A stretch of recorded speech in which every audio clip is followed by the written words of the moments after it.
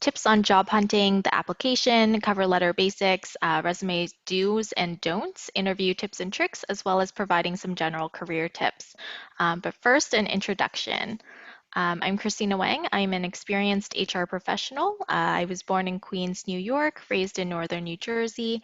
Back in college, I was a marketing turned psychology major at St. John's University. And I started my career as an HR generalist at a niche market research company overseeing recruiting, talent acquisition, and HR operations. I currently work in the tech industry as an HR business partner. Before we get into things, I thought I would start off with a brief true and false questionnaire to test everyone's knowledge, so feel free to pop your answers in the chat box. Start off, cover letters are pointless.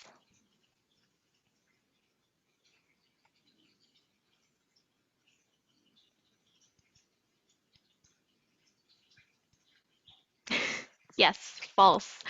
Cover letters can be a great way to add context to your resume, especially early on in your career. It's a good opportunity to talk about why you're interested in the role and why you're the best candidate. Next, on my resume, I should provide my GPA.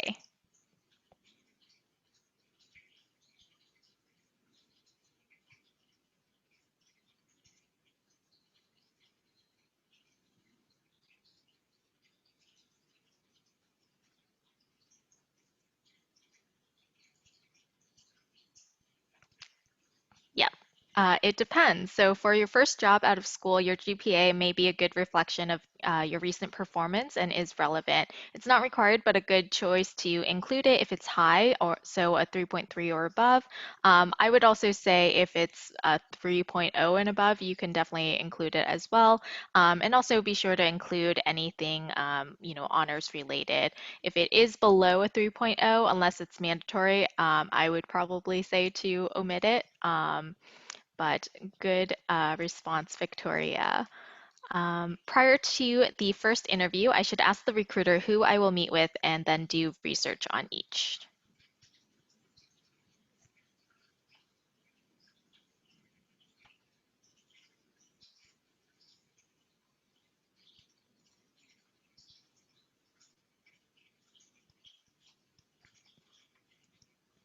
Correct. True. Always ask for the names and positions of those that you'll meet with and research them on LinkedIn so that you have some context prior to the interview. It's also a really great opportunity to see if you have any connections in common, whether it be the same school or interest or things like that. During the interview, I should focus my attention on the most senior person in the room.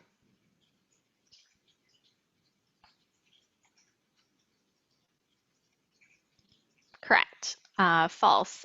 Focus your attention on everyone as equally as possible, even the person who sits in quietly in the corner and doesn't ask any questions. You never know who's going to be making the final decision, and you always want to be respectful of everyone who is in the room. It shows professionalism as well as maturity, and even when you're on Zoom, right? You also want to be interacting with everyone as much as possible.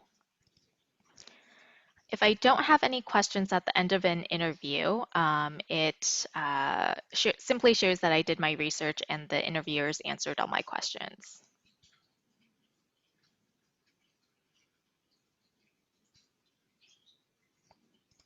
Correct. False. Always be sure to ask questions. It shows that you're interested in the position. Even if you have questions that have already been answered, at least follow up on something the interviewer said earlier. And always have a very long list of questions.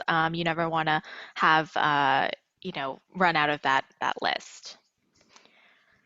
Following an interview, it's preferable to write a handwritten letter rather than an email to each interviewer.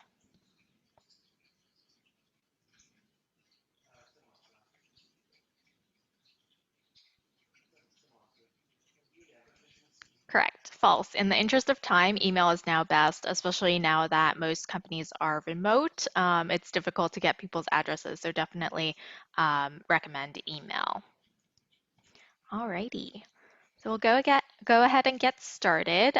So with regard to the job search, definitely important to use technology to your advantage.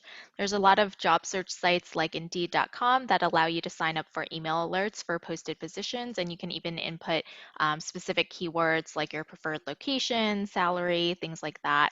Um, it's also really easy to get disorganized during a job hunt, so use free tools like Hunter or Trello to keep tabs on everything that's going on.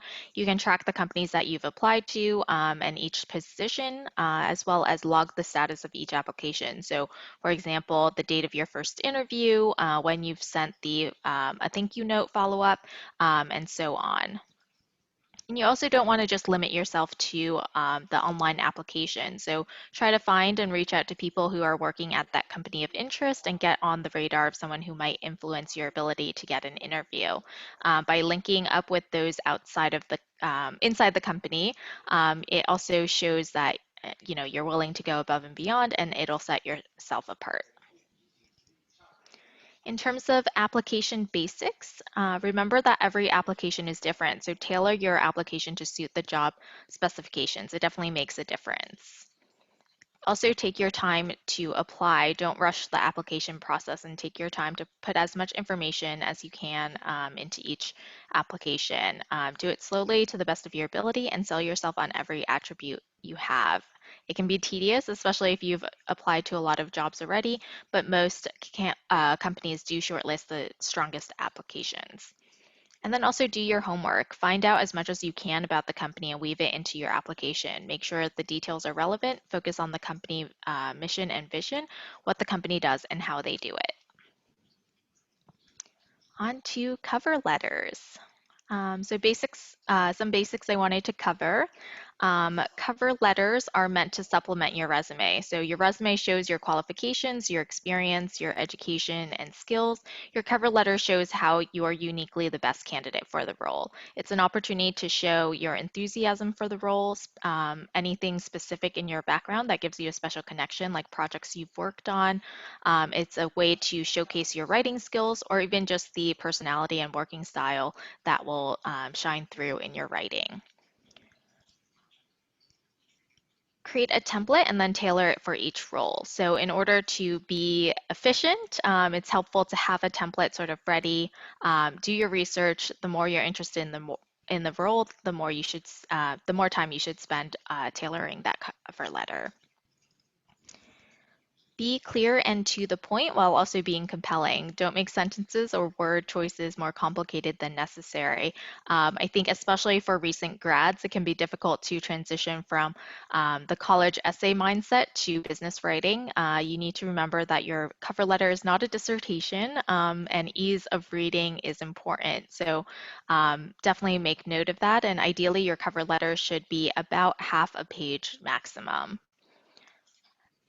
And then also really important to proofread. Be particularly careful about making sure you have the company name and title of the job correct. I've definitely noticed a lot of times when someone, is obviously using a template and forgot to change the company name. So definitely, very important thing. And then also avoid repeating what's on your resume with your cover letter. This is meant to be a supplement, right? So you don't want to, spend time rehashing your resume in its entirety. Some tips on creating a template. You want to start off with a strong intro. If you're able to, definitely find the name of the recruiter or hiring manager. If not, dear hiring manager or dear company hiring team is perfectly suitable as well. And with your opener, that's where you really want to catch the reader's attention. So beyond just saying, I'm interested in joining this company as this role, um, consider leading with passion, your love for the company, an attribute or accomplishment, or humor and creativity, depending on the company. If it's, in the finance industry, maybe, not, don't lead with that humor or creativity, but definitely, if it is a more youthful or innovative, progressive company, then that might be the approach you want to take. For your body paragraphs, now it's time to show what you have to offer. So take your most relevant experience, expand on that, and describe why it's so applicable to the role that you're applying for. Discuss what you'd use that you've learned in the past in order to add value to the company with the current position that you're applying for. And then with your closing, reinforce your interest in the company by referencing its mission, values, principles, etc. And then close with re-emphasizing why you're uniquely qualified for the role. On to some resume do's and don'ts. So recruiters spend an average of 6 seconds scanning a resume before deciding if a candidate is worth calling for a phone screen or interview. So that doesn't mean that they're going to just spend that 6 seconds scanning it, but in order to read further, you have to draw them in within that first 6 seconds. For recent grads, I definitely recommend keeping your resume to one page. Some important things to include are your name and contact information, your current title, company, previous title, company, um, recent positions, start and end dates, your previous position, start and end dates, as well as your education background. For recent grads, I also might recommend having that education at the forefront, especially if you don't have that much working experience. As a recruiter is looking at your resume, they might have these questions. So overall organization, is the resume free of grammar and spelling errors? Does the candidate have clear communication skills? Your overall experience, is there career progression? Do the titles make sense? Does the candidate demonstrate increasing levels of responsibilities? Keywords, does the candidate have experience that you're looking for? Do the terms in the resume match that in the job description?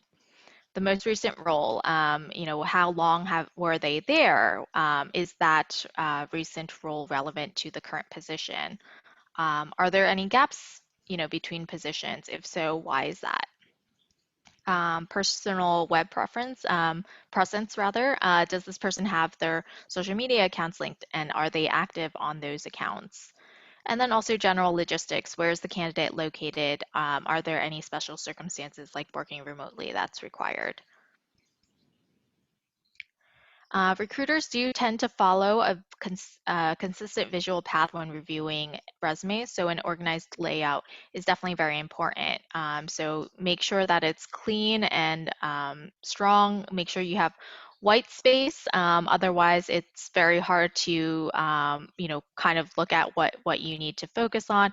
It also shows that you can be concise and succinct.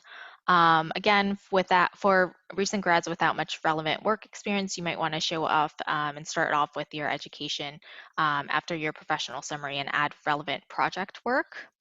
Another format to consider is a functional and chronological hybrid approach, so listing skills at the top as well as having a more traditional chronological format at the bottom.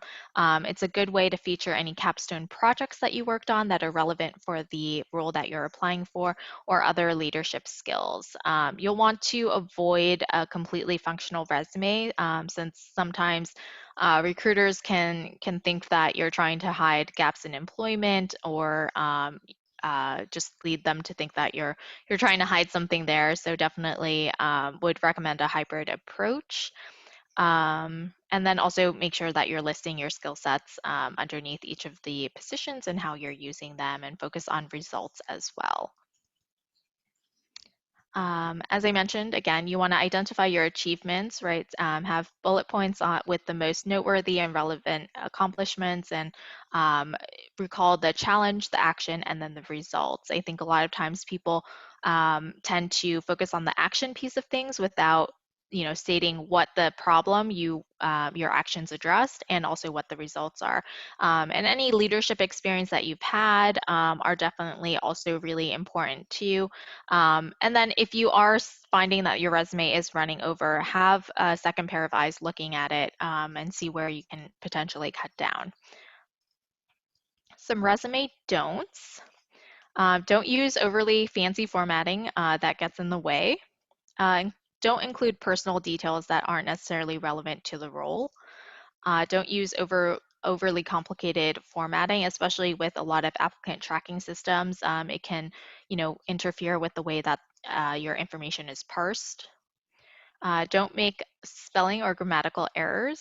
Don't forget to include start dates and end dates. Don't list an inappropriate or unprofessional email address. Don't write in the first person or change tense throughout. The only exception to this might be in your current role, you might use present tense versus past tense. But aside from that, make sure everything is consistent. Don't exaggerate titles and or responsibilities. Don't exceed 1 or 2 pages. Don't include tables. This one is debated because tables can help formatting things if you have different lists or things, but I wouldn't include an actual table where all the borders and everything are showing.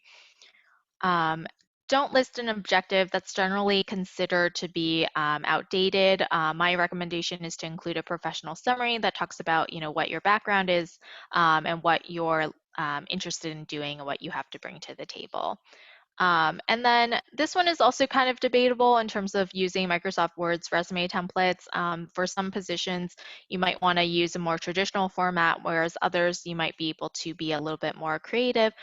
So really take that one with a grain of salt. Again, a lot of these things also depend on the individual recruiter that you're dealing with, and so you're going to see a lot of like conflicting information when you look at different resume or cover letter references or resources. A couple other things, don't list your high school or SAT information. It's not necessary and can sometimes, make you seem younger or less experienced than you are. Also, no need to list your references right on your resume. Those are, if a company is looking for resumes, they'll definitely ask you later on in the stage, and you can always keep them on a separate sheet and provide them when requested. Some additional simple tips, definitely get acquainted with your school's career services department. They might know of the latest openings, have alumni connections, and can also help review any cover letters or resumes. Make yourself an obvious fit, so study the job description and any available information you have on the position and mirror the words and phrases in the job description throughout your application, resume, whatever. Resume is a web-based software that shows how your resume would score on an applicant tracking system, so definitely helps you improve with every job you apply for. It's also a good way to see, is my formatting interfering with how this is being parsed? And if you opt for creating or using a more unique template for your resume, definitely keep the reader in mind. You want it to stand out but not be distracting. And then, as I mentioned earlier, make a professional email address. Make sure it's presentable. Stick to a first name plus last name at email provider format. Domain names do matter. At hotmail.com or at AOL, email addresses may come across as dated. And then also be wary of using a custom domain name. Sometimes those emails can get trapped in spam folders when you're emailing a company. And then also make sure you have a customized LinkedIn URL. So if you go to your profile page on the top right, there should be an edit public profile and URL link. And then from there, you can edit what your name is, and that'll make it a little bit easier to remember. And on to interview tips and tricks. So before your interview, do your research, become familiar with the company and the person or people that you're interviewing with. Practice your interview answers, so have a friend or family members do a mock interview with you. Don't be late. If it's on site, be sure you know exactly where you're going and how long it takes to get there. And if it's online, test your tech beforehand and make sure that everything's functioning. Present your best self. Get plenty of sleep the night before, dress well, have a good breakfast, set yourself up for success. Err on the side of professional dress. So it's always better to be overdressed than under. You also want to make sure that it's your skills that are what's memorable, so avoid loud colors, prints, or backgrounds. Turn off your phone or at least make sure it's on silent, not just vibrate. You can hear that over Zoom calls and Google Hangouts, so definitely make sure that it is on silent. For during the interview, your first impression is important. Walk, talk, and look the part. Stand up straight. Be confident. Maintain eye contact. Shake hands firmly and smile. Um, that is pre-COVID, right? So post in our current state of affairs, definitely make sure you're sitting up straight. When you're doing video interviews and being confident in how you're approaching things. Prepare your 1 minute pitch. So have an answer prepared for tell me about yourself. Plan out what your focus areas are going to be and emphasize your relevant skills. Focus on your skills that you can implement immediately and bring value in this new role. Tell your story and support your claim of being the best candidate by providing specific examples of situations where you developed, enhanced, or used specific relevant skills. Avoid the negative. So even if you're asked a negative question, always try to portray yourself as positively as possible and refrain from criticizing your current or former employer or colleagues. Have questions. Again, prepare thoughtful questions for your interviewers. And then at the end, ask about next steps in the process when the interview has, concluded, and even if it's just in terms of like when you should be hearing back. And then after the interview, thank yous matter. So consider crafting original, genuine thank you notes for one for each interviewer. The moment you get back to your computer following the interview, the speed with which you send the notes, the quality will definitely make an impact. I would recommend sending it definitely within the first 24 to 48 hours. If it is after that, definitely still recommend better late than never. So I definitely, recommend sending it regardless of timing. Also, be patient. Not hearing back from potential employers right away, it's frustrating, but try to avoid too much follow-ups. I would say give a week or two, between emails. And then also don't be afraid to ask for feedback. If you didn't get a job, try to use it as a learning experience rather than becoming disheartened. Don't be afraid to ask the recruiter for feedback on your application or the way that you interviewed. In terms of general career tips, to set yourself up for success, one thing to remember is that you're there to help make your manager and your team successful. So get to know your manager, understand how they operate, what they expect from you, and how you should deliver it, and know their preferences and their goals. In terms of preferences, I think it's always really important early on to know their communication preferences, escalation preferences, what they want to be looped in on, what they, want you to just sort of take and run with, things like that. Communicate early and often. So make sure your manager and your team are aware of any potential problems before they happen so they're not caught off guard. Meet or beat your deadline. So when you get an assignment from your manager, work with them to determine a realistic deadline, then aim to deliver it at least a day early. Take accountability. We're all prone to make mistakes, so take ownership and view it as a learning opportunity. Speak up. Don't be afraid to share your ideas or suggestions or to advocate for yourself. Also, don't be afraid to ask for help when you need it. It's better to ask for that help and get it rather than have that be a blocker that's prohibiting you from meeting a deadline. Offer solutions, not just problems. So while it's helpful to point out problems or issues as they arise, take it one step further by proactively thinking about and presenting solutions to address the challenges. And then do what you say and say what you do. So those who are accountable for their actions and follow up on their commitments are dream employees, and their bosses know that they can count on them no matter what. So that's definitely very important as well. And in terms of steps to career success, it's important to remember that you own your own career. So you need to be the one to set the vision, carefully evaluate your vision for your life and where/what your dream destination is and why. So I think a lot of people get caught up in, thinking that they should be here or there because their parents said so, or because their friends and peers are at a certain point. But you need to focus on the why that matters to you and make sure that what you're doing is aligned with that. In terms of your goal, determine milestones and set those goals for yourself along the way. And then make a plan to hit each of those milestones and achieve each goal. Determine the steps that you'll need to take towards success. Then take action on your plan and make measurable progress against each of the goals you set. And then lastly, achieve your goals by planning your work and working your plan. And then I've also included some resources here in terms of these are actually flipped. So the cover letter and resume guidelines and templates should be the Nova Resume, Resume Genius, and Zeddy.com. And then guidelines on finding a job, succeeding at work, and more should be the Balanced Careers and the Muse. Um, but they're super helpful websites, and I definitely recommend checking them out in terms of getting different templates or, throughout your career. I use them all the time as well. And that is it. Any questions?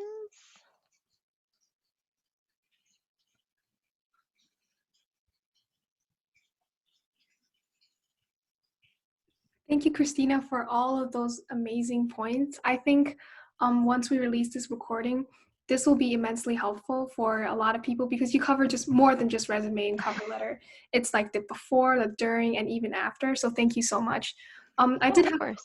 like, what were some of them common, I guess, like I remember you mentioned like typos and I guess not proofreading. What were some other common mistakes that you feel maybe like too general statements or just not specific enough? I guess specifications about the candidate in terms of resume and cover letters.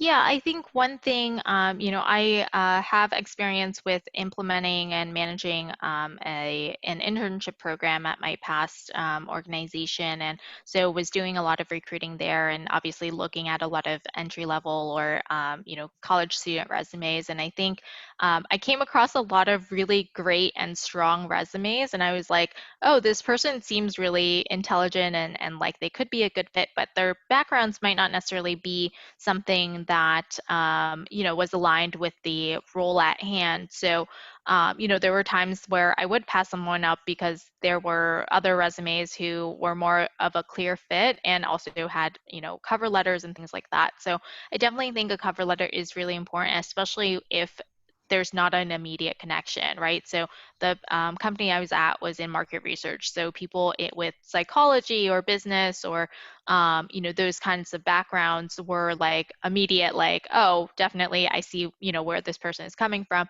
But then there would be, people with some different backgrounds that weren't an immediate, like, this is definitely related, where I think a cover letter that talked about their passion for market research, why they're interested in this role, would have definitely been very helpful. I think in helping others edit and proofread cover letters as well. As I mentioned earlier, definitely make sure that your writing is succinct, right? And because people are just skimming through things before they, take the time and determine if they're interested in reading it, using simple language so that when they skim, they can get the gist of what you're trying to say is really important. I think, coming from writing college essays where you're trying to hit certain like page limits or try to sound as intellectual as possible. People will try and do that in their cover letters as well, but that sometimes creates like more complicated sentence structure that you can't just like skim and absorb what people are trying to say. So definitely, like editing for conciseness is very important and making sure that there's a clear connection and you're not just like using big words to like show off your intelligence, right? I think there are definitely like times when people try and do that and it's very, very obvious. Or, there's times when I've seen people use whom instead of who, right? And like I know that they're trying to sound intelligent, but it's actually like they're using it grammatically incorrectly. And so it like is kind of a double fold where it's like, okay, I see like what you're trying to do, but also you used it incorrectly. And so like I'd rather you just use who and use it incorrectly and like I still get the point across rather than like have this failed attempt at sounding intelligent. Um, I think those are probably like the big ones. Yeah, when you were talking about the transitioning period from writing dissertations to business or business writing, I think that's what you said. That Mhm. resonated with me a lot, and I feel like a lot of times, like when you're just graduated, you don't know exactly what you cannot really envision Mhm. yourself in a specific like role yet, maybe because of lack of experience. Two questions. Have you ever experienced like a situation where you thought this person would be a better fit for another position within your company or within that program? And what like would that even be a possible situation? And two, in terms of like I've seen on LinkedIn so many people making posts describing how they sent out resumes and cover letters to hundreds of employers and companies, and talking about how like you shouldn't get become dejected after you get rejected, and then you mentioned a really important point, which is to treat that as a learning experience. That's the first time I've heard that. Like, Good. I feel like so how would you go about like asking for feedback in a way that's Yeah. can you tell me what I did wrong? Like, Yeah. So I think to your first point in terms of like if there is a candidate whose skill set is not quite, good for the role at hand, but maybe better for a different role.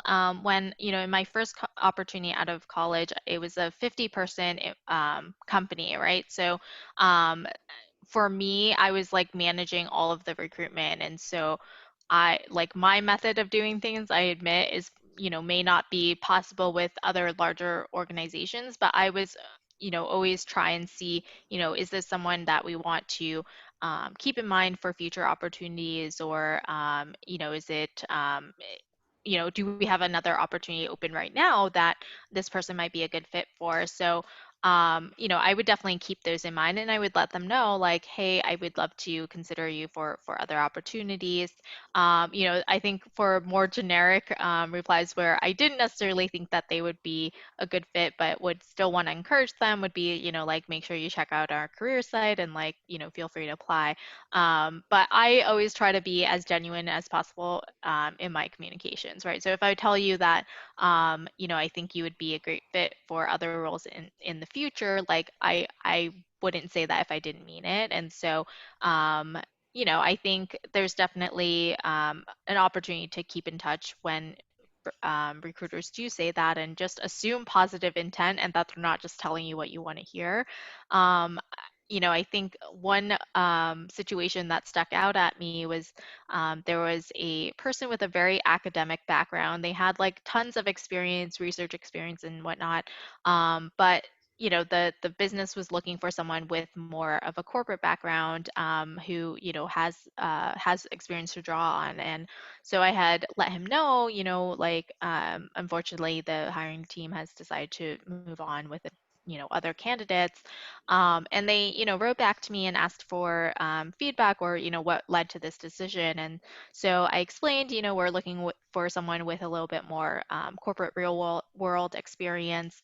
And, he came back with like, an email that was like questioning the decision and was like kind of aggressive and what was someone I would consider for other opportunities in the future like was now someone I would definitely not recommend because like if you are interacting with clients, right, like if they don't accept your proposal, are you also going to treat them that way? So I think these things are all really important to think about. And while it's tempting to like be pissed off that you spent all this time interviewing or applying. Like these connections matter, and it's better to assume positive intent and try and keep the door open rather than, burning these bridges or coming off as someone that, they wouldn't want to consider in the future. I think, with asking for feedback, obviously, it's a little bit more difficult when you are rejected at the application stage, which happens to everyone. So, it definitely is a numbers game, and it happens to me all the time too. So definitely don't be discouraged if you are getting rejections. It literally does happen to everyone. And it's not just because you're a college grad or what have you. So don't take that personally.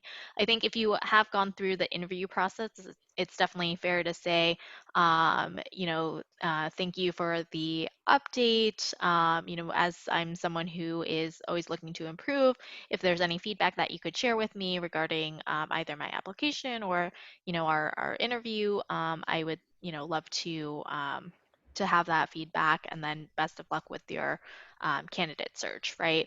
I think keeping it super simple like that. A lot of times recruiters will rather give the feedback via phone.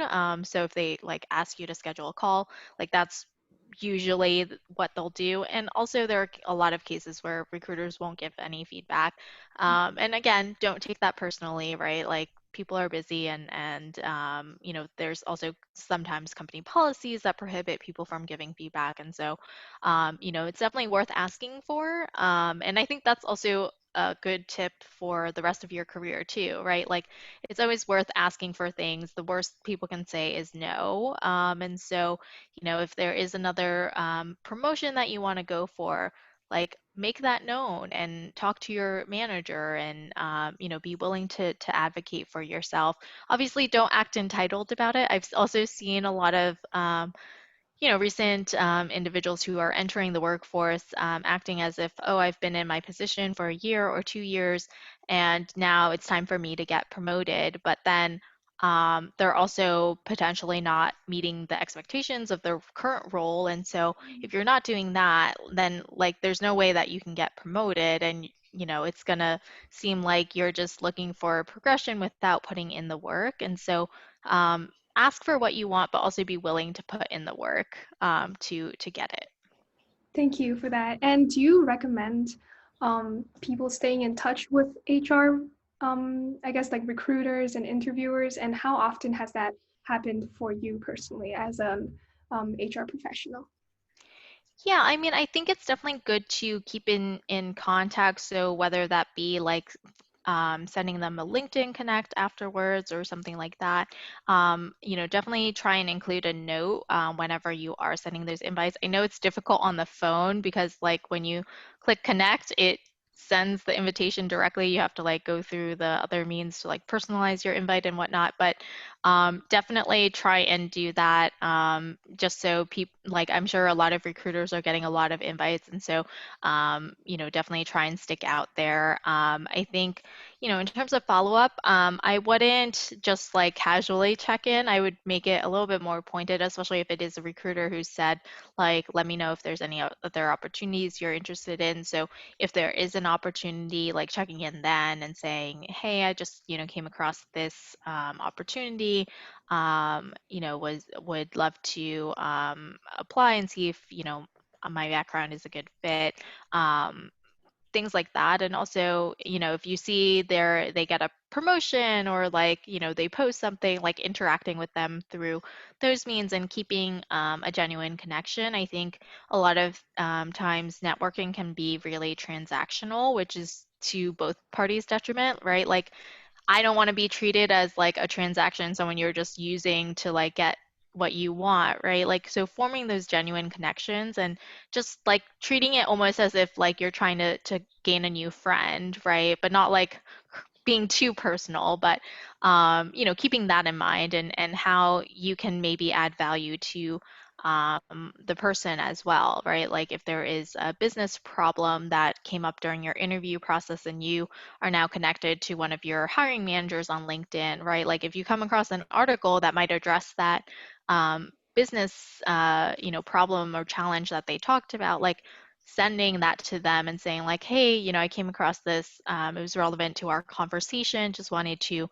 share this with you, hope all's well, right? Like, and those things, I think people really take them into consideration. And, if they do have another opening down the line, like maybe they'll think, oh, this person was really thoughtful and they like followed up with me in this really meaningful way. Let me reach out to them and see, if they'd be interested. So I think, you know, see where you can add value. And I think that's sort of an overall like career lesson that you want to be showing your value first before you're asking for anything in return. That is a very important part in terms of like communicating. It's not like you're soliciting something from that person. I think being on LinkedIn as a new person on LinkedIn and seeing how LinkedIn has really changed the game for a lot of like just like being a professional platform for both Mhm. networking and also putting yourself out there. I think that plays a really interesting role in just like the professional world, but it also reminds me that networking is an art and also shows displays a lot about like your personal like what kind of person you are, what kind of communicator you are. So what kind of tips do you have in terms of not just making connections but maintaining them, and how would you factor in things like both physical or like a document called your resume and cover letter and LinkedIn, which also functions as a resume but also a networking platform. Yeah, so I think for LinkedIn, definitely is more like a cover letter, right, where it's supplementing your resume.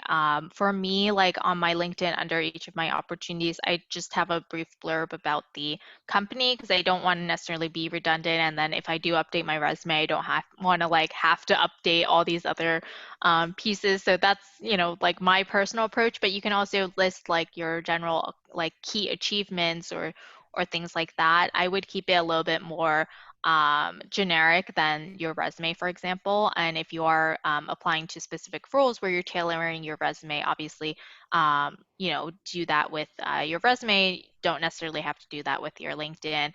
I think it's also important to understand keyword searches, right? So when people, recruiters are searching for candidates on LinkedIn Recruiter, they're typing in, you know, um, certain keywords. And so if you're looking for other specific opportunities, like you might want to consider having your, I think it's called your headline or your tagline or whatever, include that title, like aspiring so and so, right? I think what else?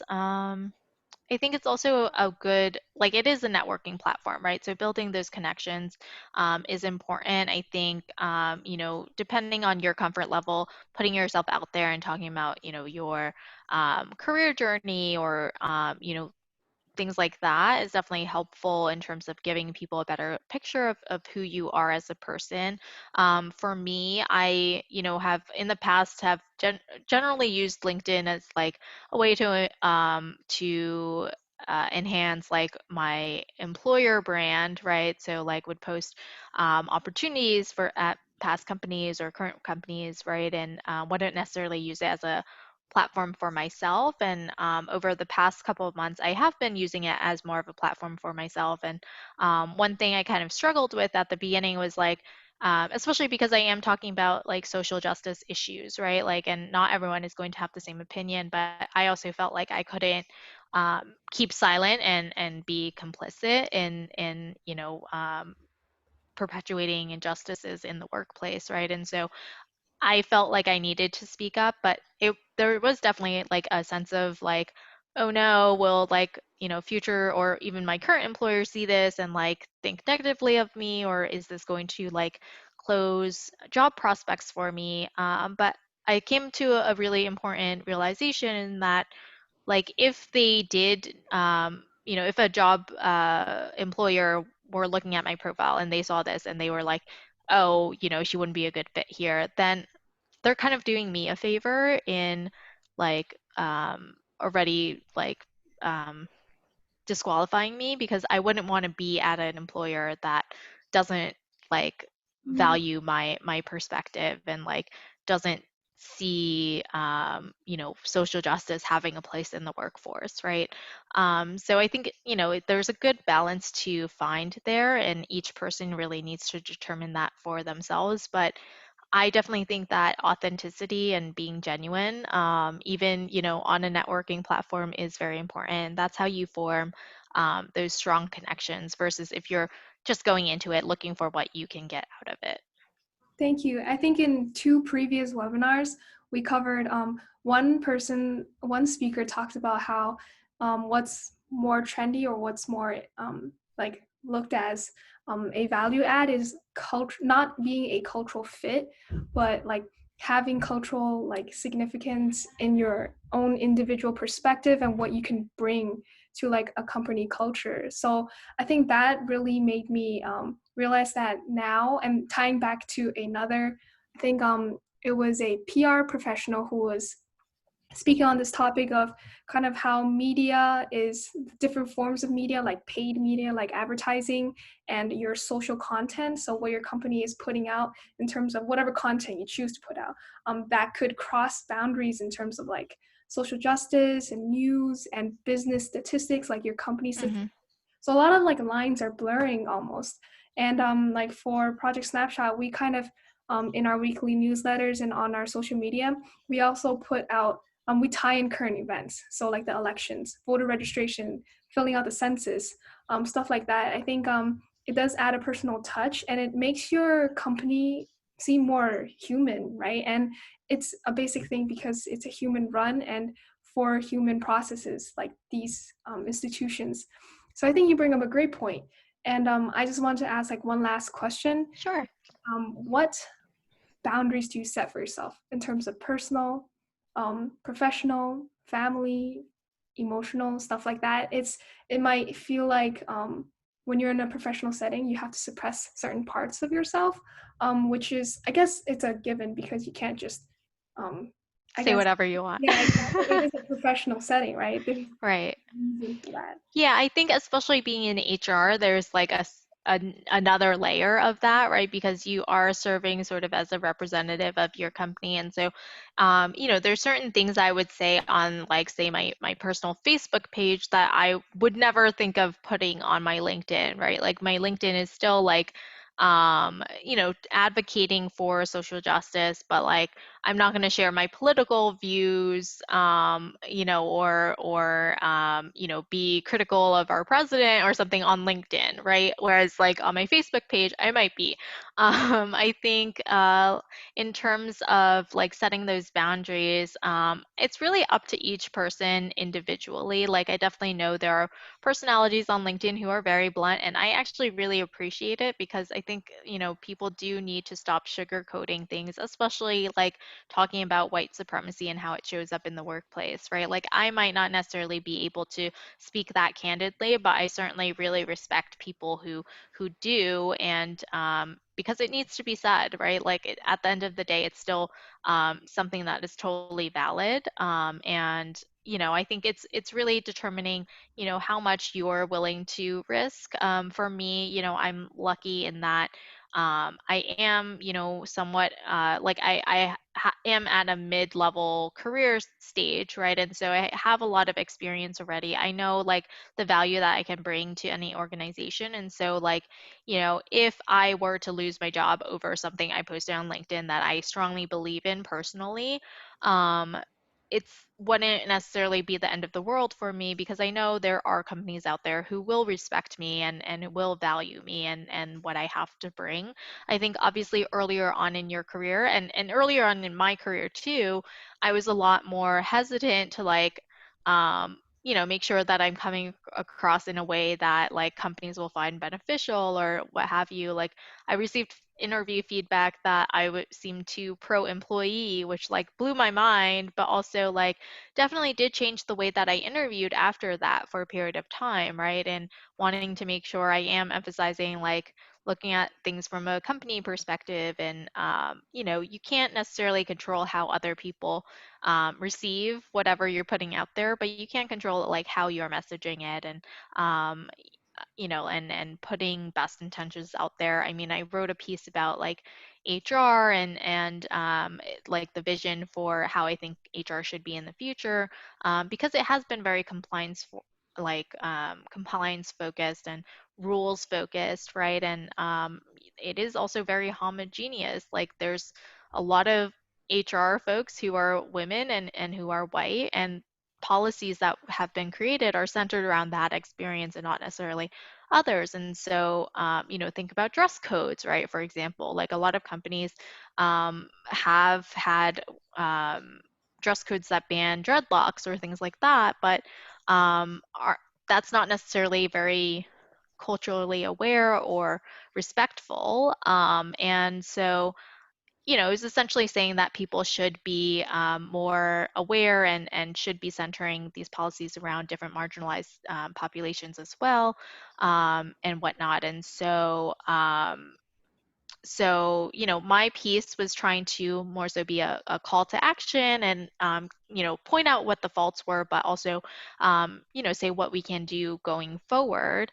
And there were some people who took it negatively and were like, oh, like you're speaking negatively about HR, like, how dare you, right? But then overwhelmingly, people were really positive and were like, yes, this is how HR should be going forward. And so, it's also knowing yourself, right? And I can only frame it as positively as possible, but if people want to take it negatively, they're going to take it negatively regardless of what I have to say. And so recognizing that, I think, is also really important in terms of like setting those boundaries and knowing what you're comfortable with saying. Yeah, and you bring up all these issues and just like social phenomena that we're eventually going to have to think about when we come of age and when we enter certain levels and stages within whatever professional field we end up entering. And I guess the things that you talked about, resumes, cover letters, interviews, follow-up emails, connecting with your HR, all of these things, these are to prepare us for what we will eventually have to face. So I thank you for in this Q&A for bringing those things up. Of Um, course. we have someone trying to join right now, but it's like over, and I get to review it when we do release it. So I will try my best to, I guess, capture what you have presented for us today in a blog post. And I thank you so much for bringing so many good points up. I Of think, course. yeah, your presentation was very well designed. And Thank you. I really hope more and more people will think about not just, I guess, the holistic process of like recruiting, not just view it as like a robotic kind of like process, but it's actually very human centered and it is being initiated and carried out by humans and genuine people Yes. like you. So thank you. Yeah.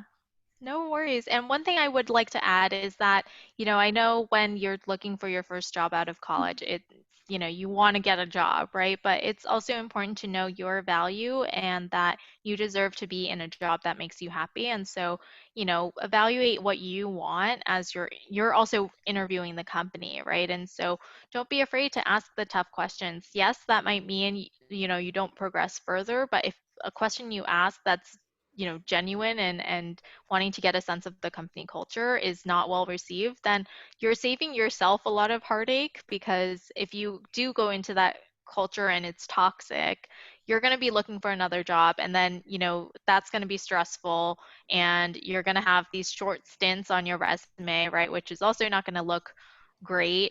So make sure you're being thoughtful about the process and know that you have value to add and that you deserve an opportunity that makes you happy as well. And it's important to keep that in mind as you're thinking about where you're applying to, right? Because the application process is long and tedious, and being thoughtful in what roles you're applying for, making sure that they are roles that you actually want to take and you're not just applying for the sake of applying, Mm, and being thoughtful in that approach.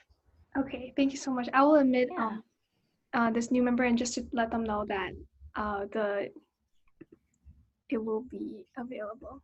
Okay, Um, sounds good. hello, Alkita. Sorry if I butcher your name.